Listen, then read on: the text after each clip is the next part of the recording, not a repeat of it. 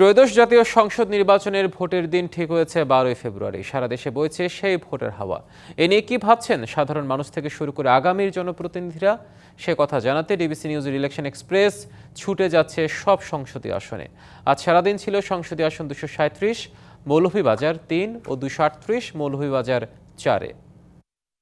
আল্লাহ যদি আমাকে নির্বাচিত করেন, তাহলে আমার দল যদি ক্ষমতায় যায়, যিনি প্রধানমন্ত্রী হবেন ডাক্তার শফিকুর রহমান, ওনার বাড়ি, ওনার জেলা হচ্ছে মৌলভীবাজার, আমার জেলা মৌলভীবাজার। সুতরাং মৌলভীবাজারের এই উন্নয়ন কাজগুলা বাস্তবায়নের ব্যাপারে ইনশাল্লাহ সমস্যা হবে না। আমি সহজেই এই কাজগুলা করতে পারবো ইনশাল্লাহ। এবারে নির্বাচন প্রেক্ষাপটটা ডিফারেন্ট। এবারে হঠাৎ করে আমাদের সাবেক মিত্র দল ওনারাই আমাদের বিরোধী কম্পিটিশন দলে পরিণত হওয়ার চেষ্টা করছেন আর কি। আমার গত এক মাসে এখানে বিচরণ করে আমি ওনার তেমন কোনো দেখছি না। আমরা বাংলাদেশের মানুষ, আমরা বৈষম্যহীন সমাজ প্রতিষ্ঠার আকাঙ্ক্ষা ব্যক্ত করি।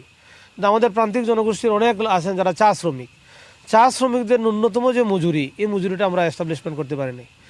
এবং চা শ্রমিকদের অনেকেই দেখবেন ন্যূনতম যে তাদের যে বেঁচে থাকার যে অধিকার 187 টাকা তারা পান, তাও সবাই না। এরপরে দেখবেন তাদের কর্মঘণ্টাও নির্দিষ্ট না, তাদের ছুটি অন্যান্য বিষয়গুলা এখানে নাই।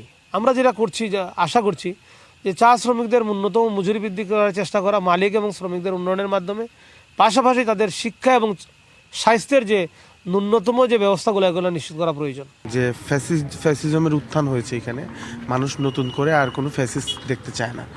সেই জন্য মানুষের রাজনীতিতে একটা নতুন রাজনৈতিক বন্দোবস্তের প্রত্যাশা করছে। আমরা ব্যাপকভাবে সাড়া পাচ্ছি। আমাদের শ্রীমঙ্গল কমলগঞ্জ যে অঞ্চলটা, এখানে যে বহু জাতি, বহু ভাষা এবং বহু সংস্কৃতি, সেটা আমি মনে করি সেটা শুধু জাতীয় পর্যায়ে নয়, এটা আন্তর্জাতিকভাবেও তুলে ধরার বিষয় রয়েছে। আমরা এখানে যদি আমরা কমিউনিটি ট্যুরিজম বিল্ড আপ করি এবং আমাদের যদি ইকো ট্যুরিজম সহ আরও বিভিন্ন ক্ষেত্র বা এই দ্বারগুলা উন্মোচন করার সুযোগ আছে।